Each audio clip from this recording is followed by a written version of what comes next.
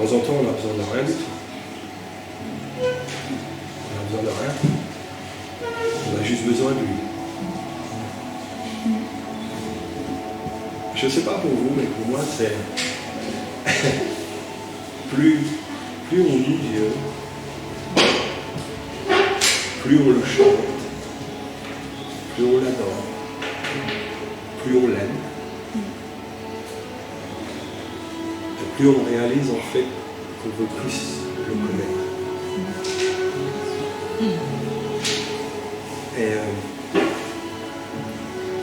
Et c'est un désir que Dieu a mis en chacun de nous, de le connaître. La chose, c'est qu'il y a des chrétiens, il y a des personnes qui ont rencontré Jésus et ils s'imaginent que ça y est, ils ont rencontré Jésus, ils connaissent Jésus. Mais en fait, plus on avance avec lui, plus on découvre en fait, on ne le connaît pas. On ne le connaît pas assez encore. On ne le connaît pas. Moi, c'est ça, moi, pour moi, pour la louange. Je me rends compte qu'en fait, j'ai une soif. J'ai une soif. J'ai soif de lui. Dans les psaumes, c'est écrit mon âme soupire après toi. Mon âme languit après toi.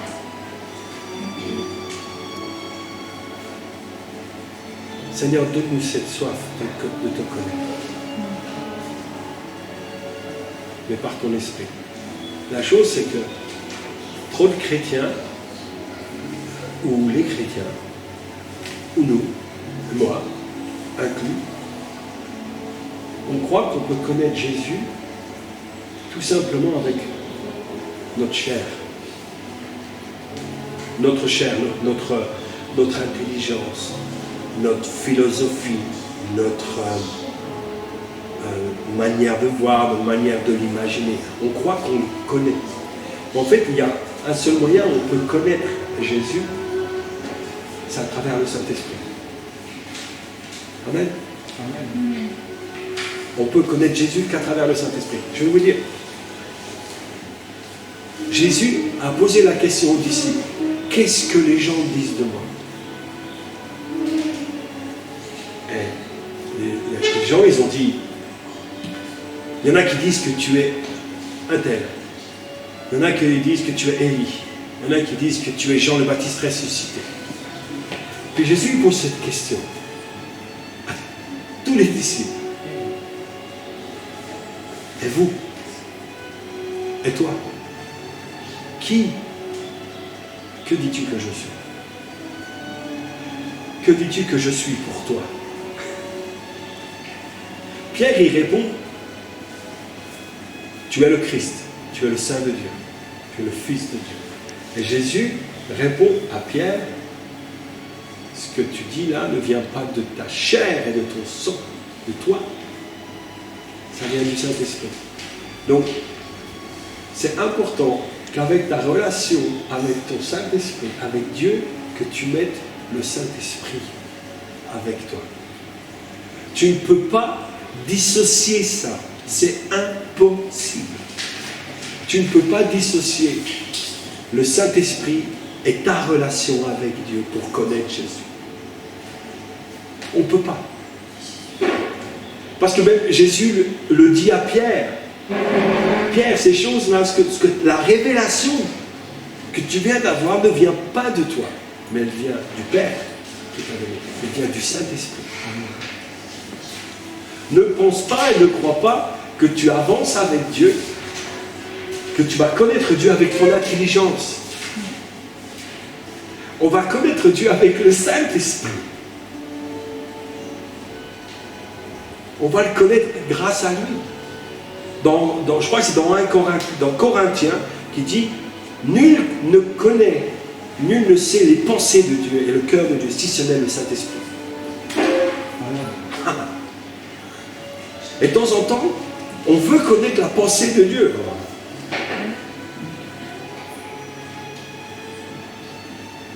C'est pas ton intelligence. c'est avec le Saint-Esprit. On ne peut pas dissocier ces choses-là. À partir du moment où on commence à mettre de côté le Saint-Esprit, tu commences à gérer ta vie. Tu commences à vouloir gérer ta vie. Tu commences à vouloir gérer ta relation avec Jésus comme toi tu le désires. Mais Jésus, il veut pas que ce soit ton intelligence qui dirige ta relation. C'est comme si Célina et moi, notre relation était juste basée sur l'intelligence. Elle est basée sur l'amour qu'on a envers nous. Vous me suivez? Oublie ton intelligence si tu veux connaître Dieu. Oublie ça. Parce que Dieu, ce qui l'intéresse, c'est ton cœur, c'est ta vie, c'est ton âme. Parce que Dieu, il veut que tu passes l'éternité avec lui. Oh, l'éternité. Mais ça, on ne peut pas connaître ça, ces choses, les trésors de Dieu qu'il a préparés pour nous par notre intelligence. Mais c'est avec la parole de Dieu. Trop souvent, Seigneur, parle-moi, mais tu n'es même pas capable d'ouvrir.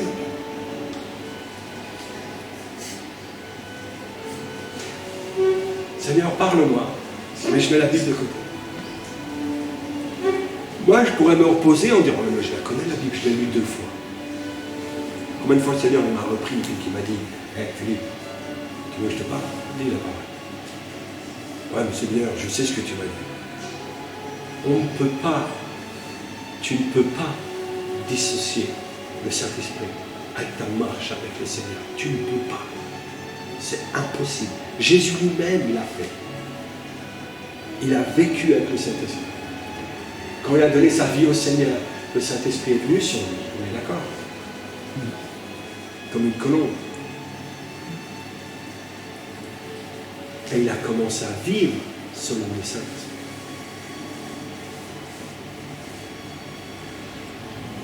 Dans notre marche avec Dieu, on a besoin d'apprendre à vivre avec le Saint-Esprit. On a besoin de vivre avec le Saint-Esprit. On ne peut pas le mettre de côté. On ne peut pas le mettre de côté. C'est impossible. Si tu veux ressembler comme Jésus, tu veux marcher selon l'Esprit. Merci, Lydie. Merci. Qui veut vivre selon l'Esprit? Oui. C'est vivre selon Dieu, c'est vivre selon lui. On ne peut pas dissocier ces choses-là. C'est impossible. Tu veux plaire à Dieu? Mets le Saint-Esprit dans ta relation. Mets l'amour que tu as pour Dieu avec le Saint-Esprit. Le Saint-Esprit, quand le Saint-Esprit est venu dans nos vies, il n'est pas venu juste pour nous taper sur l'épaule. Il n'est pas juste venu nous dire « Tu es mon enfant ». Il n'est pas juste venu pour qu'on confesse grâce au Saint-Esprit « Abba Père, Papa ». Et il est venu pour nous guider dans toute la vérité. Toute la vérité. Et toute. Pas notre vérité, mais la sienne. Quand j'ai commencé à comprendre que Jésus n'est pas intéressé par mon intelligence pour le connaître, Dieu a commencé à transformer mon cœur.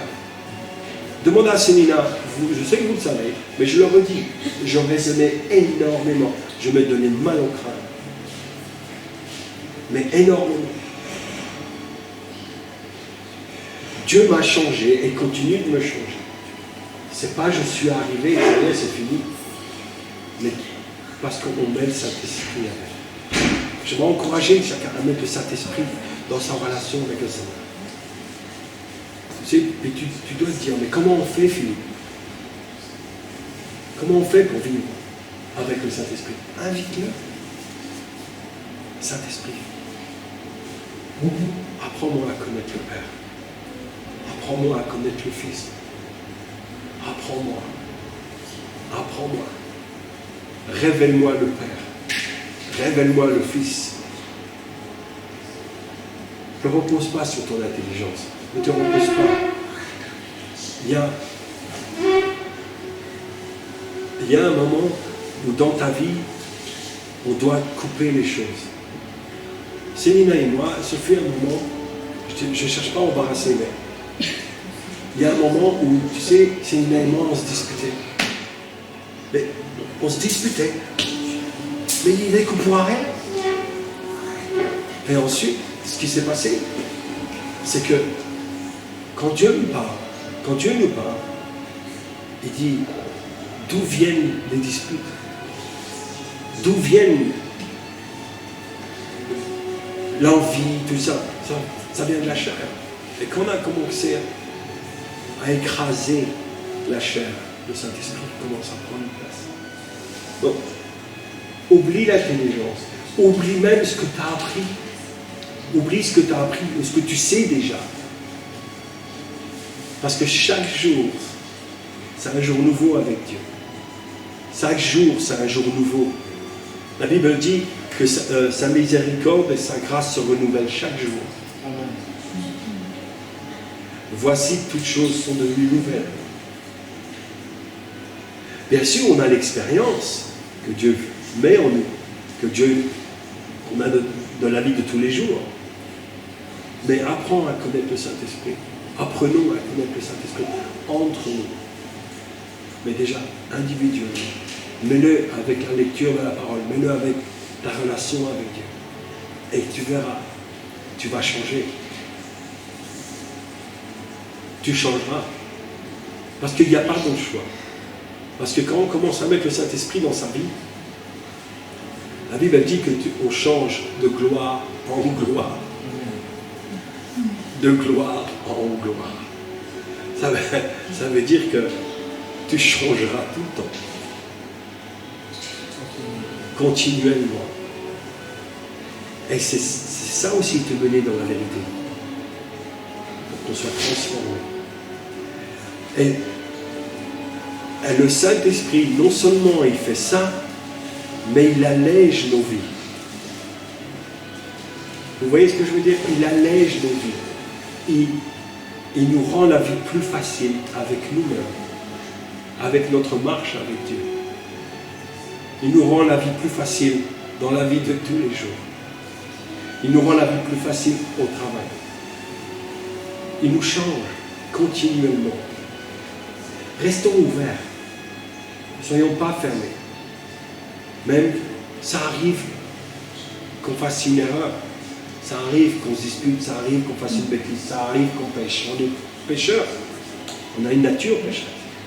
Le plus important, c'est de se repentir et de revenir à Dieu. Mais ferme pas la porte. Dis, Seigneur, pardon. J'ai complètement blew it, comme on dit en anglais. J'ai fait n'importe quoi. Ça m'est déjà arrivé d'aller vers Seigneur et dire, waouh, j'ai fait n'importe quoi. C'est apprendre à se connaître. Tu sais, c'est ça qui nous change, d'être un livre ouvert devant Dieu, devant le Seigneur. D'avoir un livre, d'être un livre ouvert, d'être un cœur auquel Dieu peut construire. Auquel Dieu peut construire. Si tu gardes les choses anciennes, si tu gardes les choses anciennes, si tu les gardes, tu te bats pour les garder parce que tu crois que je vais vivre comme ça jusqu'à la fin de ma vie. Non, c'est pas la volonté de Dieu. Non, c'est vrai, c'est pas la volonté de Dieu. Bien sûr, il y a des trucs, c'est là. Il y a le souvenir, mais Dieu guérit. Dieu guérit. Mais la cicatrice, elle est là. Mais elle fait moins mal. Parce que Dieu a consolé. Dieu a fait gentiment. Tu vois? Parce que Dieu est l'amour. Ce qu'il veut, c'est tout simplement, tu sais, qu'on apprenne avec le Saint-Esprit à être un livre ouvert. Seigneur, je ne peux pas. Seigneur, je n'arriverai jamais. Mais avec ton esprit, je peux tout.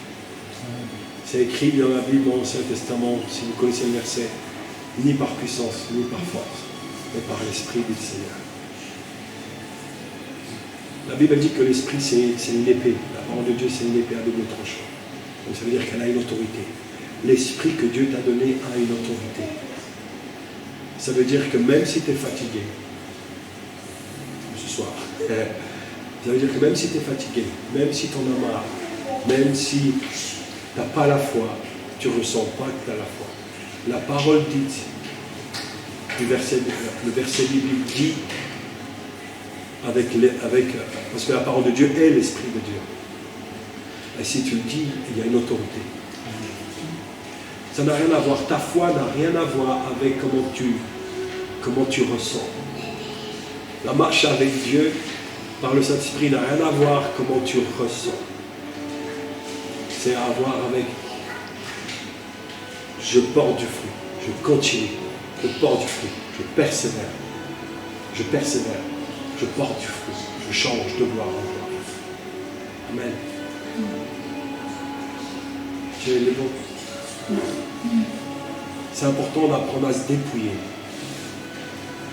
Ça ne arrivera pas, ce changement dont la Bible parle, si on n'apprend pas à se dépouiller.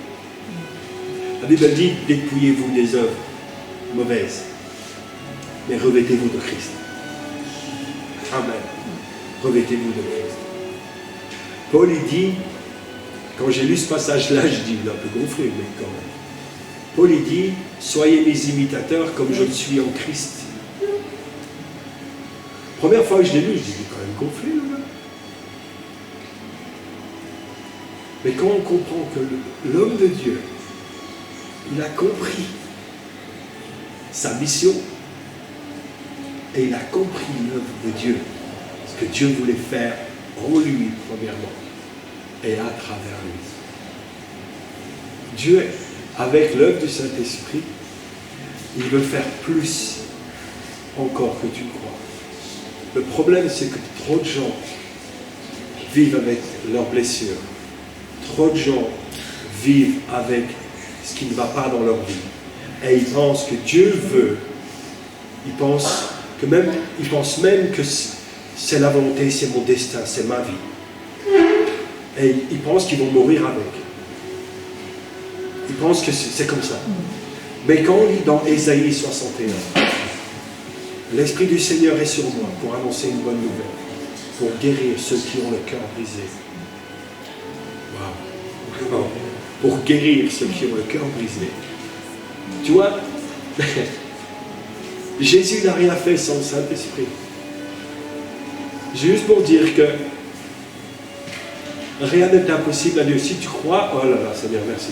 Si tu crois que tu es un échec, si tu crois que tu n'as pas été voulu, c'est un mensonge de l'ennemi. Si tu crois que tu te sens toujours rejeté, c'est un mensonge de l'ennemi. Tu es aimé. Tu es aimé. Tu es aimé. Tu es aimé. Et l'amour que j'ai pour toi t'apporte une sécurité. T'apporte la sécurité. En toi, je sais qui je suis. C'est fort quand même. Qu'importe ce que les gens disent, qu'importe ce que les gens pensent, qu'importe ce que toi tu penses de moi, en lui, je sais qui je suis. Amen. Amen. Et c'est le plus beau message que Jésus voulait annoncer sur terre. L'un des plus beaux messages. Tu es aimé. Tu es aimé. Dépouille-toi de ton ancienne vie, de tes anciennes pensées, de tes vieilles guires, tu sais, quand tu te promènes avec tes valises, que tu dis, oh, j'en suis sûr c'est déjà arrivé. Oh, je vais garder ça, on ne sait jamais. Tu sais, quand tu déménages, oh, je vais garder ça, on ne sait jamais. Tu sais que quand tu déménages, il y a des trucs que tu te débarrasses. Vous le savez ça? Il y a des trucs qu'on garde. Dieu, il dit à certaines personnes ici, et moi inclus, je suis sur le point de faire un déménagement dans ta vie. Il va falloir faire un tri. Il y a des choses que tu ne peux pas emmener dans le voyage que j'ai préparé pour toi, dans ta maison. Il y a des choses, il ne peut pas. Tu ne peux pas. Il y a des choses, il faut que tu apprennes à foutre ça à la poubelle. Dire, Seigneur, j'en veux plus. Je veux changer. Aide-moi. Aide-moi à changer. Aide-moi à m'améliorer. J'en ai marre de vivre comme ça. Je l'ai fait. Je l'ai fait. J'en ai marre d'être triste. J'en ai marre d'être malheureux. J'en ai marre d'être comme ça. J'en ai marre de me mettre en colère. J'en ai marre d'être vexé. J'en ai marre de ci. J'en ai marre de ça. Et Dieu, il m'a changé. Parce que vous savez pourquoi? Parce que je lui ai donné. Je n'ai pas aimé ma vie plus que lui. Vous voyez ce que je veux dire? Je n'ai pas aimé ma vie. Je lui ai donné mon passé. Et toutes ces choses-là, ce changement se fait parce qu'on appelle le Saint-Esprit. On demande au Saint-Esprit de nous aider dans notre marche de tous les jours pour connaître mieux le Seigneur. Tout à l'heure, je suis allé marcher. Et je ne sais pas si tu t'en souviens, Elodie, mais dans la voiture, il y a un moment, j'ai fredonné quelque chose. C'est en anglais. Knowing you, Jesus. Knowing you, Jesus. Knowing you. C'est te connaître Jésus, te connaître Jésus. Il n'y a pas de plus grande chose. Et je l'ai fredonné peut-être plusieurs fois dans la journée. Et hier aussi, je l'ai fredonné. Et tout à l'heure, je suis allé marcher, je pense. Et j'ai dit, je voulais écouter cette chanson-là encore. Et j'ai réalisé qu'en fait, il n'y a pas plus grande que d'être Jésus. Mais on réalise aussi qu'on a besoin de lui tous les jours. On a besoin de lui. Ne dis pas, oh ben ça y est, c'est bon.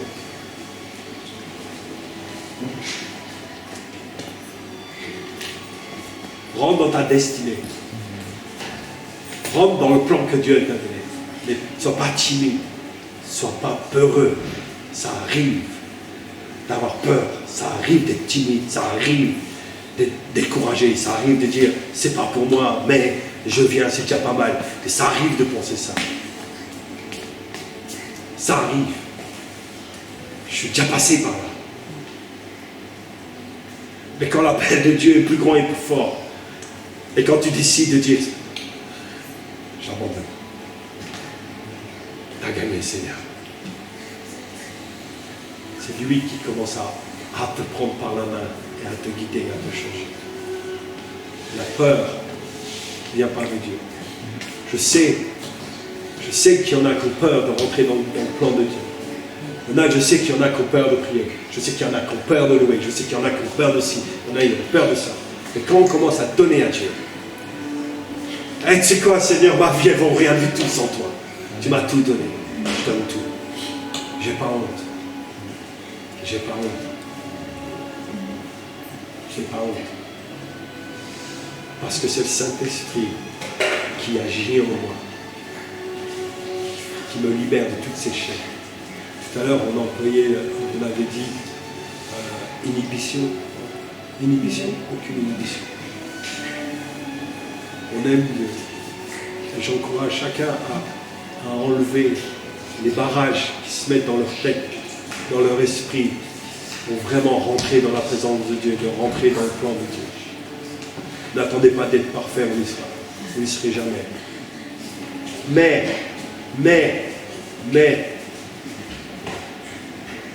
je leur ai dit, n'attendez pas d'être parfait, vous n'y serez jamais. Mais, c'est lui qui nous mène à la perfection. Amen. C'est lui qui nous mène à la perfection.